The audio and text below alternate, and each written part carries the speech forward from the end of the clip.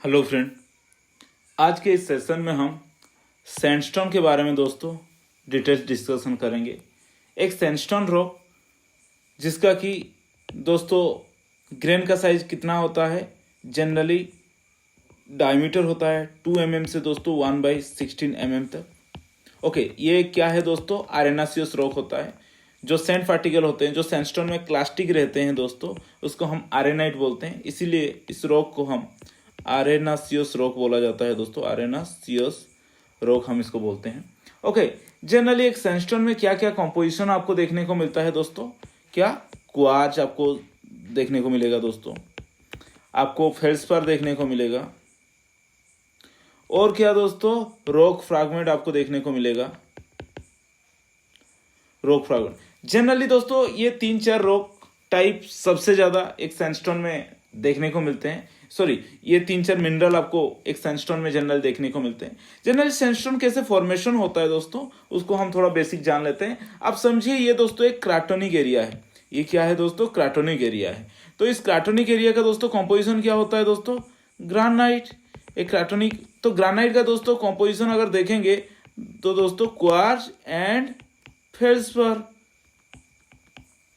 तो ये जो क्वार्ट्ज एंड फेल्डस्पार है, थोड़ी स्पेलिंग थोड़ा, फेल्डस्पार। तो क्राटोनिक रॉक का जो कॉम्पोजिशन है दोस्तों क्या है? Quartz and feldspar. तो यहाँ पे दोस्तों जब वेदरिंग इरोजन हो जाएगा तो क्या यहाँ से आएगा? वेदरिंग इरोजन होके दोस्तों कहाँ पे डिपोजिशन भी होगा तो quartz and feldspar he deposit होगा। अगर एक सैंडस्टोन में कभी कभी क्या होता है कि क्वार्ट्ज का परसेंटेज ज़्यादा भी हो सकता है, फेल्डस्पार का कंटेंट ज़्यादा भी हो सकता है, उसके हिसाब से दोस्तों हम फेल्डस्पार थिक सैंडस्टोन बोल सकते हैं दोस्तों।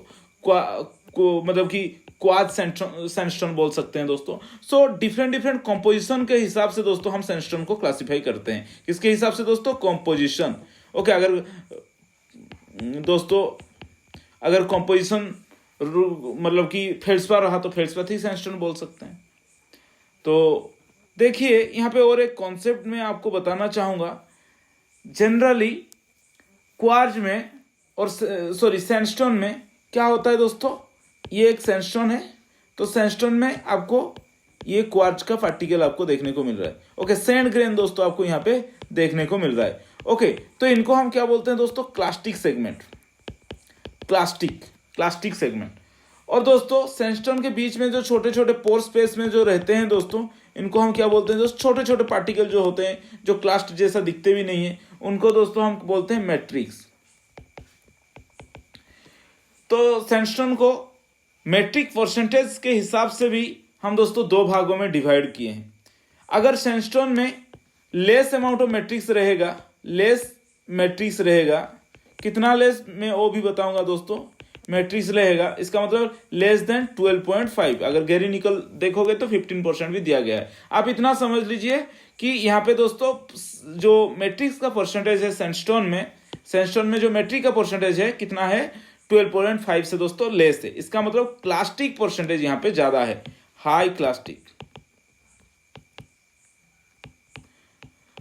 तो जब एक सैंडस्टोन में क्लास्टिक परसेंट ज्यादा होता है और मैट्रिक्स परसेंटेज 12.5 से कम होता है, तो इसको दोस्तों हम क्या बोलेंगे कि sandstone arenite rock. Okay, arenite sandstone.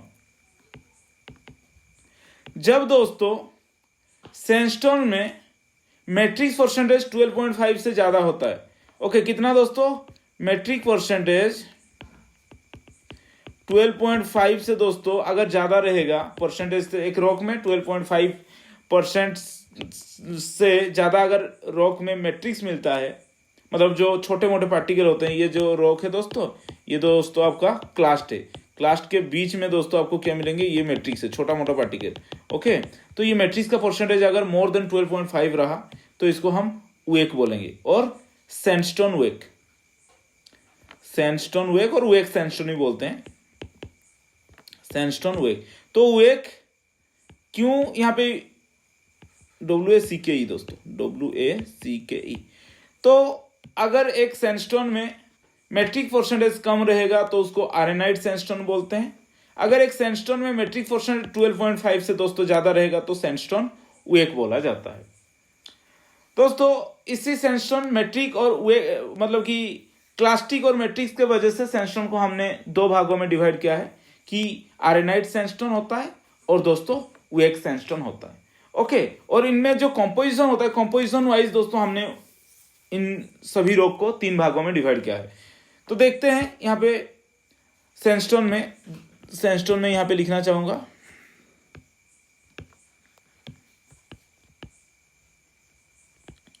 Sandstone को हमने दो भागों में डिवाइड किया हो गया है। एक होता है आरेनाइट, दूसरा होता है दोस्तों हमारा वेक। जो आरेनाइट होता है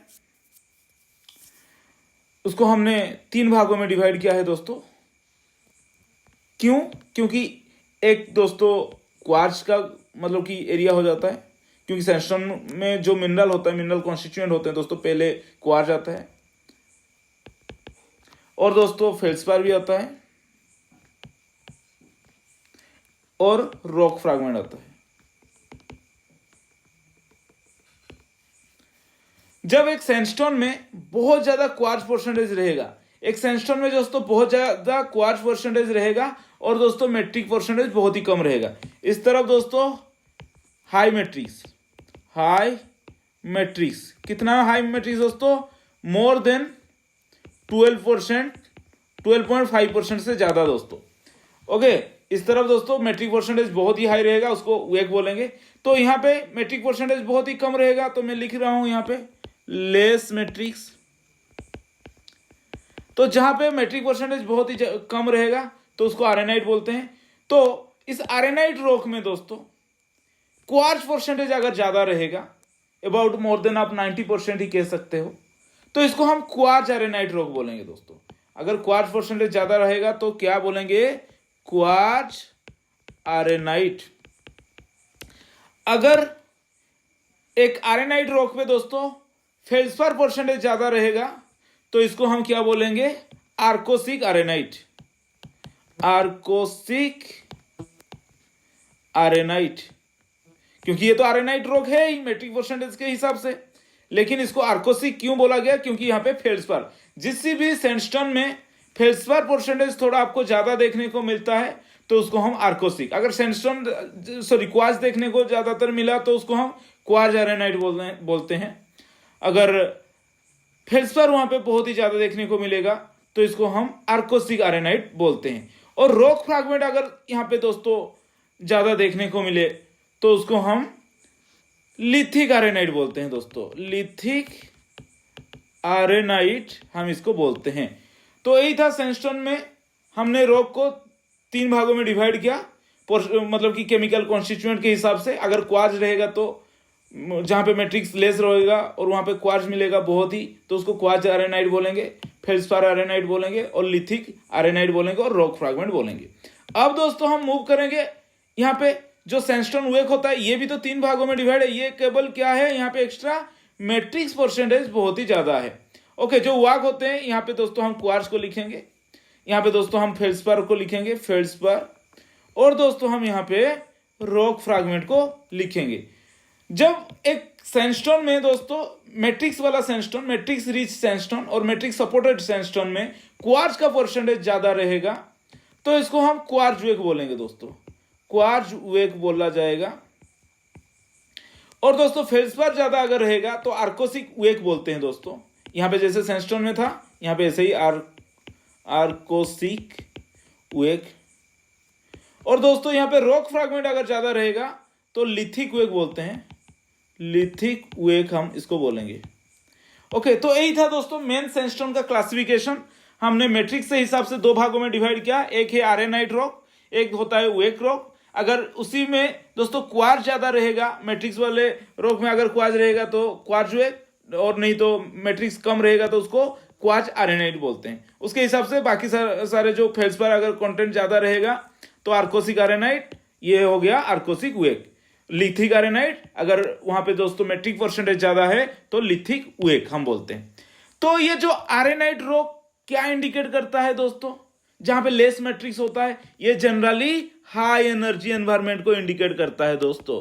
हाई एनर्जी एनवायरनमेंट को ये इंडिकेट करता है। क्योंकि आपको भी पता है जहां पे दोस्तों क्लास्ट का परसेंटेज बहुत ही ज्यादा होता है तो ये एरिया बहुत ही हाई एनर्जी को इंडिकेट करता है। लेकिन ये वेक देख लीजिए, यहाँ पे दोस्तों क्लास जो परसेंटेज है बहुत ही कम है। ओके, मैट्रिक्स परसेंटेज बहुत ही ज्यादा है। अगर मैट्रिक परसेंटेज और मैट्रिक सपोर्टेड सैंडस्टोन आपको देखने को मिलेगा तो ये दोस्तों लो एनर्जी एनवायरमेंट को इंडिकेट करता है, लो एनर्जी एनवायरमेंट को इंडिकेट करता है। ओके, एक एरिया पे दोस्तों आपको क्वार्ट्ज एरेनाइट मिल रहा है। क्वार्ट्ज एरेनाइट कौन सा वाला एनवायरमेंट को इंडिकेट करेगा, क्योंकि वहां पे दोस्तों वेदरिंग इरोजन के वजह से बहुत ही क्वार्ट्ज मिला दोस्तों, वेदरिंग इरोजन के वजह से वहां पे क्या मिला, क्वार्ट्ज मिलेगा।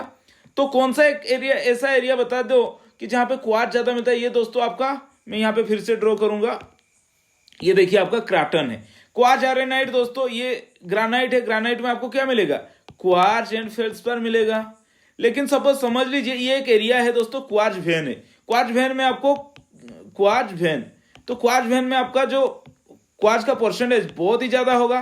क्वार्ट्ज का परसेंटेज दोस्तों यहाँ पे ज्यादा होने के कारण अगर सपोज यहाँ पे दोस्तों वेदरिंग हो गया तो यहाँ पे बहुत सारे क्वार्ट्ज रॉक दोस्तों यहाँ पे आएंगे और डिपॉजिट होंगे। तो इस एरिया में आपको क्या देखने को मिलेगा, अगर बहुत ही ज्यादा ही यहाँ पे एनर्जी रहा तो आपको यहाँ पे क्वार्ट्ज एरेनाइट, क्योंकि इस एरिया पे दोस्तों जो वेदरिंग प्रोटोलिथ है ये दोस्तों क्वार्ट्ज वेन से हुआ है। तो क्वार्ट्ज वेन से दोस्तों यहाँ पे जो रॉक मिलेगा तो ये क्या क्या कहा जाएगा दोस्तों, क्वार्ट्ज एरेनाइट, क्योंकि यहाँ पे बहुत ही क्वार्ट्ज मिलेगा। अगर दोस्तों वेदरिंग इरोजन यहाँ से आ गया दोस्तों, यहाँ पे फेल्डस्पार भी है, क्वार्ट्ज भी है, इसको तो हम क्वार्ट्ज 90% से एरेनाइट यहाँ पे, सॉरी 90% से कम ही होगा क्योंकि फेल्डस्पार का कंटेंट है। तो फेल्डस्पार जहाँ पे थोड़ा बहुत ज्यादा रहता है, बेसिकली आप कह सकते हैं दोस्तों 25% से भी अगर ऊपर रहेगा तो इसको हम दोस्तों क्या बोलेंगे, आर्कोसिक रॉक।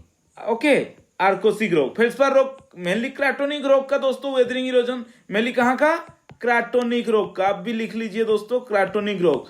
ओके, जो भी यहाँ पे पढ़ाया जा रहा है प्लीज एक छोटा सा नोट बना लीजिए ताकि आपको बहुत ही मदद मिलेगा, क्योंकि सब चीज को आपको याद भी दोस्तों रखना है, ये इंपॉर्टेंट है एग्जामिनेशन पॉइंट ऑफ व्यू से। तो मैं आपको यहाँ पे क्या बताया दोस्तों, क्वार्ट्ज वेन से अगर वेदरिंग इरोजन हो गया तो वहां पे क्वार्ट्ज वेन से अगर वेदरिंग इरोजन हो गया तो 90% चांसेस है आपको क्वार्ट्ज एरेनाइट ही सेडिमेंट्री रॉक में देखने को मिलेगा, एरेनाइट ही देखने को मिलेगा, और क्वार्ट्ज वेक भी देखने को मिलेगा अगर मैट्रिक परसेंटेज ज्यादा हो, अगर लो एनर्जी एनवायरमेंट हो, क्वार्ट्ज वेक। अगर दोस्तों आपका डायरेक्टली क्राटन से वेदरिंग इरोजन हो गया, क्राटन से वेदरिंग इरोजन हो गया तो मे भी फेल्डस्पाथिक रॉक आपको ज्यादातर देखने को मिलेगा, फेल्डस्पाथिक सैंडस्टोन, और क्या उसको बोलते हैं दोस्तों, आर्कोसिक सैंडस्टोन, आर्कोसिक एरेनाइट अगर मैट्रिक परसेंटेज कम रहा तो एरेनाइट, और नहीं तो दोस्तों आर्कोसिक वेक बोल सकते हैं, आर्कोसिक वेक।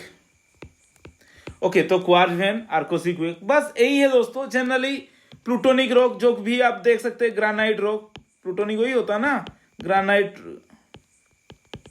रॉक, ग्रानाइट रॉक से दोस्तों वेदरिंग इरोजन करेगा तो आर्कोस निकलेगा। ओके, आर्कोस से अगर और भी थोड़ा मतलब कि हाई एनर्जी चला गया और जो फेल्डस्पार होते हैं इमेच्योर सेडिमेंट होते हैं, एनर्जी थोड़ा बढ़ जाता है तो सब आर्कोस हो जाएगा। फेल्डस्पार कंटेंट अगर डिक्रीज हो जाएगा सब आर्कोस। और दोस्तों वहां पे अगर और भी एनर्जी ज्यादा बढ़ जाता है और मतलब जितने भी फेल्डस्पार कंटेंट है दोस्तों वो रिमूव हो जाते हैं तो उसको हम क्या बोलेंगे, क्वार्ट्ज एरेनाइट, क्वार्ट्ज एरेनाइट। ओके, अब कह सकते हैं दोस्तों कुछ मेटामॉर्फिक सोर्स, मेटामॉर्फिक सोर्स वहां पे दोस्तों आपको क्या मिलेगा, ग्रेवेक मिलेगा। ग्रेवेक भी दोस्तों उसका जो प्रोटोलिथ है अननोन है, जनरली वहां पे आपको ज्यादातर लिथिक फ्रैगमेंट ज्यादा देखने को मिलते हैं, ग्रेवेक। ओके, तो दोस्तों सब ग्रेवेक हो जाएगा। अगर और भी मतलब जो भी उल्टा मतलब कि सैंडस्टोन नहीं होते हैं कि बट दूसरा कोई भी चीज होता है वो रिमूव हो जाते हैं दोस्तों, वहां पे आपको क्या देखने को मिलेगा, अगर और भी ज्यादा उसको हम हाई एनर्जी में रख देते हैं तो क्वार्ट्ज एरेनाइट। ओके, तो बस यही था दोस्तों, जितने भी सेडिमेंट्री रॉक आपको देखने को मिलेगा वहां से ऑर्थोक्वार्जाइट। ओके, ऑर्थोक्वार्जाइट जब मेच्योर ऑर्थोक्वार्जाइट हो जाएगा उसके बाद दोस्तों वहां पे भी आपको एरेनाइट देखने को मिलेगा।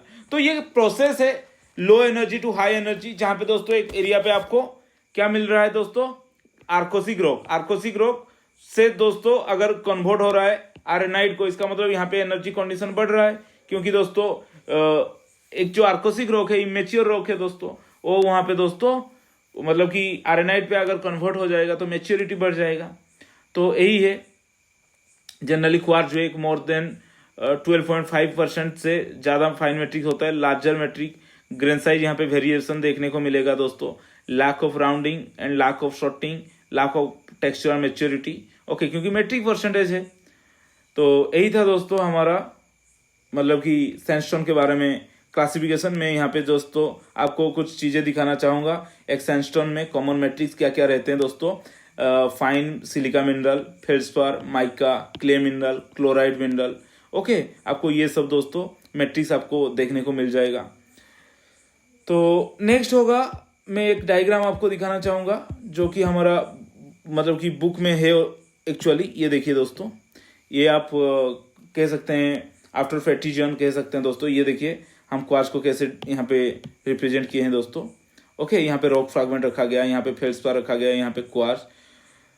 अगर यहाँ पे मेट्रिक परसेंटेज को यहाँ पे देख सकते हैं बहुत ही लेस है दोस्तों। मेट्रिक परसेंटेज अगर बहुत ही यहाँ पे लेस होगा तो इसको आर्सेनाइड बोलेंगे, लिथिक आर्सेनाइड आप देख सकते हैं। फेल्डस्पाथिक आर्सेनाइड इसको हम कह सकते हैं दोस्तों। और आर्कोसिक रॉक को दोस्तों, आर्कोसिक रॉक को क्या कहेंगे, फेल्डस्पाथिक आर्सेनाइड। ओके, तो ये देखिए फेल्डस्पाथिक कंटेंट अगर 25% से अगर ज़्यादा रहेगा, ये मैंने लास्ट में बताया नहीं था दोस्तों। फेल्डस्पाथिक कंटेंट कितना दोस्तों, 25 से अगर % से अगर ज़्यादा रहेगा तो इसको हम फेल्डस्पाथिक रॉक बोलेंगे। ओके, अगर दोस्तों 90 मोर देन 95% आ रहा है दोस्तों, ओके, उसको हम क्वार्ट्ज आर्सेनाइड, तो सब फेल्डस्पाथिक आर्सेनाइड ही बोलते हैं ये वाला पार्ट। अगर एक रॉक में दोस्तों फेल्डस्पार कंटेंट रहा जो कि 5 to 25% के बीच में, तो उसको सब फेल्डस्पाथिक आर्सेनाइड। ओके, और दोस्तों यहाँ पे लिथिक आर्सेनाइड आप देख सकते हैं दोस्तों, 25% से अगर ज़्यादा लिथिक फ्रैगमेंट देखने को मिला। लिथिक फ्रैगमेंट मतलब क्वार्ट्ज फेल्डस्पार के अलावा जो भी दूसरे मतलब कि इकोनॉमिक मिनरल यहाँ पे मिलते हैं, कुछ भी एक्स्ट्रा जो रॉक फ्रैगमेंट होते हैं ग्रेवेक टाइप का, तो यहाँ पे आपको अगर देखने को मिला तो इसको रॉक फ्रैगमेंट बोलते हैं दोस्तों। ओके, ये समझ लीजिए, अगर फेल्डस्पार कंटेंट ज़्यादा है तो फेल्डस्पार आर्कोसिक रॉक, अगर लिथिक फ्रैगमेंट ज़्यादा है तो वो एक मतलब कि सॉरी रॉक फ्रैगमेंट ज़्यादा है तो लिथिक रॉक, और क्वार्ट्ज % ज़्यादा है तो आर्सेनाइड रॉक, इसको हम बोलते हैं। अगर मेट्रिक परसेंटेज यहाँ पे डिक्रीज हो जाता है तो इसको लिथिक वेक बोलेंगे दोस्तों, और फेल्डस्पाथिक वेक और क्वार्ट्ज वेक बोलेंगे। बस इतना ही। ओके, यही था दोस्तों सैंडस्टोन, इसमें आपको इतना ही जानना है। और यहाँ पे आपको बहुत सारे एनर्जी कंडीशन के बारे में बहुत अच्छे से आइडिया मिल जाएगा, क्योंकि हाई एनर्जी में आर्सेनाइड जनरली फॉर्मेशन होता है, वो एक दोस्तों बहुत ही लो एनर्जी एनवायरनमेंट में दोस्तों फॉर्मेशन होता है। ओके, आप यहाँ पे देख सकते हैं दोस्तों लिथिक रॉक कहाँ पे मिलेगा। Lithic rock generally magmatic arc से मिलेगा। ओके, अगर वहाँ पे मैग्मेटिक इंट्रूजन हुआ है दोस्तों, वहाँ पे लिथिक रॉक मिल जाएगा। और क्वार्ट्ज रॉक जनरली कहाँ पे मिलेगा दोस्तों, कॉन्टिनेंटल रॉक, क्योंकि आपको भी पता है कॉन्टिनेंटल ब्लॉक में दोस्तों ग्रेनाइटिक टेरेन होते हैं, वहाँ पे अगर वेदरिंग इरोजन ज़्यादा हाई रेट में चला तो आपको क्वार्ट्ज आर्सेनाइड मिलेगा। अगर लो रेट में मिला तो दोस्तों वहाँ पे डिक्रीजिंग मेच्योरिटी हो जाएगा, फेल्डस्पार कंटेंट बढ़ जाएगा। ओके, क्योंकि आप ये समझिए दोस्तों फेल्डस्पार कंटेंट इमेच्योर रॉक है, तो वहां पे दोस्तों अगर एनर्जी घट जाएगा कॉन्टिनेंटल ब्लॉक में वेदरिंग इरोजन का, तो आपको फेल्डस्पार कंटेंट ज्यादा मिलेगा। अगर एनर्जी बढ़ जाएगा तो क्वार्ट्ज कंटेंट वहां पे ज्यादा मिलेगा। ओके, और रॉक फ्रैगमेंट क्या होता है दोस्तों यहाँ पे कि मतलब कि एक्स्ट्रा जो मटेरियल होते हैं, कुछ इकोनॉमिक मटेरियल होते हैं वहां पे ऐड हो जाते हैं, तो रॉक फ्रैगमेंट तो बाकी सारे जितने मिनरल, अगर क्वार्ट्ज और रॉक फ्रैगमेंट थोड़ा बहुत मिलेगा दोस्तों, इसको हम रिसाइकल्ड ओरिजिन बोल सकते हैं। ओके, और अगर एक एरिया पे बहुत ही ज्यादा दोस्तों आपको क्या दोस्तों लिथिक फ्रैगमेंट बहुत ही ज्यादा देखने को मिलेगा, तो लिथिक फ्रैगमेंट अगर बहुत ही ज्यादा मिलेगा तो उसको हम मैग्मेटिक आर्क एरिया में जनरली, क्योंकि वहां पे आपको क्वार्ट्ज मिलेगा नहीं, फेल्डस्पार मिलेगा नहीं, बहुत ही कम मिलेगा। ओके, क्योंकि मैग्मेटिक आर्क डिपोजिट है। ओके, यहाँ पे दोस्तों बहुत ही अंडरसाइड इकोनॉमिक Mg Fe ये सब मिनरल भी मिल सकते हैं दोस्तों। तो ये होता है हमारा लिथिक फ्रैगमेंट। ओके, तो क्लाइमेटिक कंडीशन के बारे में आपको आइडिया मिल जाएगा दोस्तों। Lithic fragment generally plutonic environment, semi arid environment में आपको क्वार्ट्ज देखने को मिलेगा। सेमी एरिड एनवायरनमेंट में फेल्डस्पार भी रहेगा, लिथिक फ्रैगमेंट भी रहेगा, क्वार्ट्ज भी। ओके, एरिड मतलब आप समझ सकते हैं विंड वाला एनवायरनमेंट, तो डिफरेंट सोर्सेज से यहाँ पे डिपोजिट। प्लूटोनिक एनवायरनमेंट आप समझ सकते हैं दोस्तों, प्लूटोनिक और ह्यूमिड मतलब कि वहां पे बारिश थोड़ा ज्यादा हो रहा है, तो दोस्तों क्वार्ट्ज का वेदरिंग इरोजन हो जाएगा, फेल्डस्पार का वेदरिंग इरोजन हो जाएगा, तो यहाँ पे दोस्तों आर्कोसिक सैंडस्टोन टाइप देखने को मिल जाएगा। ओके, अगर मेटामॉर्फिक एनवायरनमेंट हो रहा है तो लिथिक फ्रैगमेंट परसेंटेज थोड़ा आप समझ सकते हैं। क्वार्ज और लिथिक फ्रैगमेंट अगर ज्यादा मिल रहा है तो दोस्तों metamorphic environment, humid, semi arid. Okay, यहाँ से दोस्तों आपको एक बहुत ही अच्छा सा मतलब कि डाटा मिल जाएगा, क्योंकि climate is strongly control largely by latitudinal position on the surface of earth and by distance away from the ocean. Humid tropical climate generally occur near to the equator, क्योंकि ज्यादा बारिश होता है दोस्तों।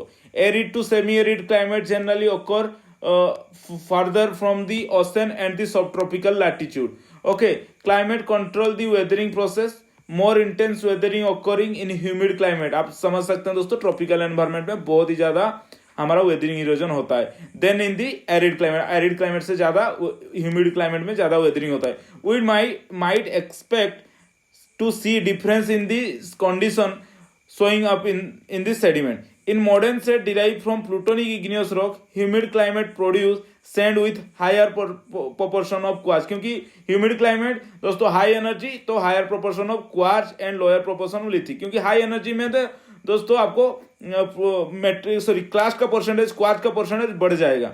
Okay, and lower proportion of lithic fragment than do in the semi arid environment. Semi arid में दोस्तों energy थोड़ा decrease हो जाता है। अगर एनर्जी थोड़ा डिक्रीज हो जाएगा तो वहां पे दोस्तों फेल्सफेयर कंटेंट बढ़ जाएगा, बस यही सिंपल सा है। तो similarly for sand derived from the metamorphic source rock, humid climate produce more quartz। Obviously दोस्तों ह्यूमिड क्लाइमेट में आपको क्वार्ट्ज परसेंटेज ज्यादा ही मिलेगा। इसका मतलब दोस्तों ट्रॉपिकल जो एनवायरनमेंट होता है वहां पे क्वार्ट्ज परसेंटेज ज्यादा मिलेगा। और आपको जो लिथिक फ्रैगमेंट दोस्तों semi arid, feldspar content semi arid environment में आपको जनरली ज्यादातर देखने को मिलेगा। तो आप आसानी से ह्यूमिड क्लाइमेट को ढूंढ सकते हैं। अगर एक सैंडस्टोन में क्वार्ट्ज का परसेंटेज बहुत ही ज्यादा मिल रहा है तो आप आसानी से एक एनवायरनमेंट के ऊपर स्टडी कर सकते हैं दोस्तों। ओके, तो आज के लिए मैं यहाँ पे ही क्लास को खत्म करूंगा। आप देख सकते हैं इनके बारे में कैरेक्टरिस्टिक प्रॉपर्टी क्या है दोस्तों क्वार्ट्ज एरेनाइट। ओके, मैं थोड़ा आपको बता देना चाहूंगा। तो क्वार्ट्ज एरेनाइट जो भी है दोस्तों, यहाँ पे आपको थोड़ा बहुत क्रॉस ब्रीडिंग देखने को मिलेगा। क्वार्ट्ज हैविंग 90%, मैं ऑलरेडी इनके बारे में बता चुका हूँ। ओके, ये जनरली हाईली ह्यूमिड एनवायरनमेंट में आपको देखने को मिलता है। Prolong transportation by wind, okay, intensive reworking, आप समझ सकते हैं बहुत ज्यादा वेदरिंग इरोजन हुआ होगा दोस्तों। Chemical leaching, hot humid environment, ये इंपॉर्टेंट है दोस्तों क्योंकि ज्यादा एनर्जी चाहिए। वो ज्यादा एनर्जी ह्यूमिड एनवायरनमेंट में, ट्रॉपिकल एनवायरनमेंट में आपको देखने को मिलेगा। ओके, तो low relief weathering condition, tidal zone, तो ये सब दोस्तों मतलब कि कॉम्बिनेशन चाहिए। क्वार्ट्ज एरेनाइट बहुत ही ज्यादा हाई एनर्जी एनवायरनमेंट, एरेनाइट आप समझ सकते हैं हाई एनर्जी एनवायरनमेंट पे ही आपको दोस्तों देखने को मिलेगा। लेकिन फेल्सपार जो रॉक होता है थोड़ा लो एनर्जी एनवायरनमेंट में आपको देखने को मिलेगा। आर्कोस में भी deposited under the wide range of condition ranging from non marine to deep marine turbidite. Okay, non marine समझ सकते हैं continental area to deep marine turbidite. Okay, क्योंकि टर्विडाइट में आप समझ सकते हैं लास्ट स्टेज में एनर्जी डिक्रीज होता है। Therefore feldspathic arenite may display considerable variation in their field of characteristic. Many arcos are deposited in fluvial, lacustrine, transitional marine environment. These arcos are typically red or pink. Okay, क्योंकि feldspar में दोस्तों ऑर्थोक्लेज content बहुत ही ज्यादा होता है तो इनका colour क्या हो जाएगा, ऑर्थोक्लेज का दोस्तों रेड, फ्लेसी रेड, तो उसके हिसाब से ही इसका तो कलर रहेगा ना। तो रेड और pink and tend to form thick up to 2000 meter और above.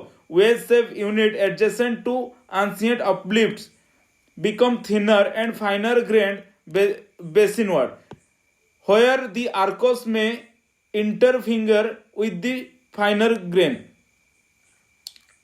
grained lacustrine or marine deposit, जैसे कि conglomerate, shale, limestone and evaporite. Arcos deposit with the marine environment tend to have a less feldspar than non-marine arcos, क्योंकि non-marine arcos में दोस्तों मतलब कि stability थोड़ा ज्यादा है आर्कोस का। Okay, and are better sorted and more evenly bedded and laterally continuous. Okay, यही था दोस्तों, आपको ये समझना है फेल्डस्पाथिक रॉक जनरली मतलब कि एरिड एनवायरनमेंट में आपको बहुत ही ज्यादा देखने को मिलेगा और ग्रेट डेप्थ में ओशन में दोस्तों आपको थिक रेड कलर का आपको देखने को मिलता है, क्योंकि जो ऑर्थोक्लेज होता है उसके कलर के हिसाब से आपको मेराइन एनवायरनमेंट में आपको देखने को मिलेगा आर्कोसिक रॉक कैसे होता है। बस यही था दोस्तों सेडिमेंट्री मतलब कि सेडिमेंट्री क्लासिफिकेशन किसका दोस्तों, सैंडस्टोन का। ओके, तो जो फेल्सपाथिक आयरनाइट यहाँ पे जो ओरिजिन होता है, originate mainly by weathering of feldspar rich crystalline rock, जो कि मैं आपको बता चुका हूं। अगर क्राटोनिक रॉक से दोस्तों वेदरिंग इरोजन होगा, क्राटोनिक रॉक में क्या है दोस्तों, फेल्सपार रिच रॉक है, तो वेदरिंग इरोजन होगा, तो वहां से ही आपको देखने को मिलेगा फेल्सपाथिक आयरनाइट रॉक। इसके बारे में बोल चुका हूं। जनरली लो एनर्जी एनवायरमेंट पे आपको फेल्सपाथिक रॉक मिलेगा। ओके, इसका मतलब इतना भी लो एनर्जी नहीं, क्योंकि आप समझ सकते हैं दोस्तों आयरनाइट रॉक मिल रहा है। आयरनाइट का जो एनर्जी कंडीशन होता है जो वेक से दोस्तों ज़्यादा ही होता है। बस यही है। तो आज के लिए इतना ही दोस्तों, थैंक यू।